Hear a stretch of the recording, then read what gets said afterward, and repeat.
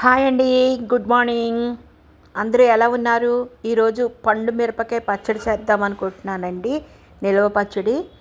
పండు మిరపకాయలన్నీ తీసుకొచ్చి కడిగేసి ఎండపెట్టి ముక్కలుగా కట్ చేసి ఒకసారి తడి లేకుండా మొత్తం ఆరబెట్టేసి వాటిని శుభ్రంగా ముచ్చుకలు తీసేసి దాన్ని ముక్కలుగా చేసి మిక్సీలో వేసి మెత్తగా గ్రైండ్ చేస్తే అది ఎలా ఉండాలంటే మెత్తగా చేసేస్తే చూసారా ఇలా ఈ రకంగా ఉంటుంది.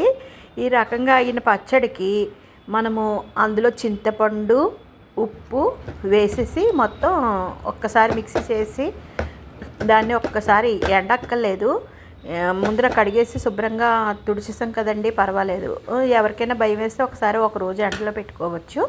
పెట్టేసుకుని దాన్ని చక్కగా తీసుకుని ఆవాలు మెంతులు ఇంగువ పోపు నూనె కాచి నూనె కాచి అందులో ఇవి మిశ్రమాన్ని వేసి శుభ్రంగా ఆవాలు మెంతుల పొడి వేసి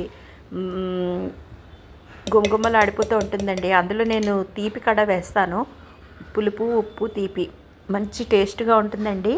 పండు మిరపకాయ పచ్చడి అంటే సూపర్ సూపర్. సీతమూర్తి ఛానల్ సబ్స్క్రైబ్ చేసుకోండి.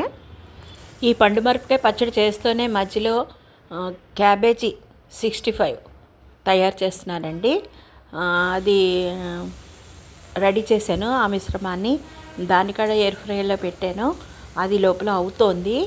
దాన్ని మొత్తం ఆ మిశ్రమాన్ని అన్నీ శనగపిండి అలాగే నార్మలే పకోడీలు కలుపుకుంటాం అలాగే కలిపేసుకుని ఫ్రైలో పెట్టేశాను. ఖాళీ లేక అడవడావిడి ఈ లోపల అది అవుతోంది. అది అయ్యే లోపల ఈ పండుమిరపకాయ పచ్చడి చేద్దామనేసి మొదలుపెట్టానమాట.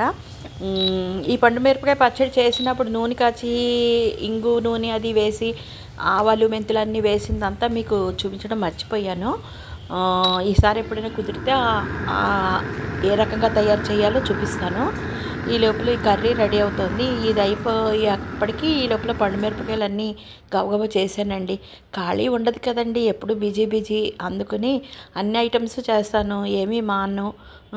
పండుమిరపకాయ పచ్చడి కూడా చేయాలనిపించింది, చేసేసాను. చక్కగా చేసేసి ఇగో సీసాలో పెట్టిందేమో ఇప్పుడు ఈ వారం వేసుకుందుకు, ఇదేమో పళ్ళెల్లో ఉన్నదేమో నిలవ పచ్చడి కింద, అందుకుని అలా 2 రకాలు చేశాను. ఇప్పుడు ఇది అన్నంలో వేసుకుని నెయ్యి వేసుకుని కలుపుకు తింటే ఉంటుంది నా సామిరంగా. అదిరిపోతుందండి, మామూలుగా ఉండదు.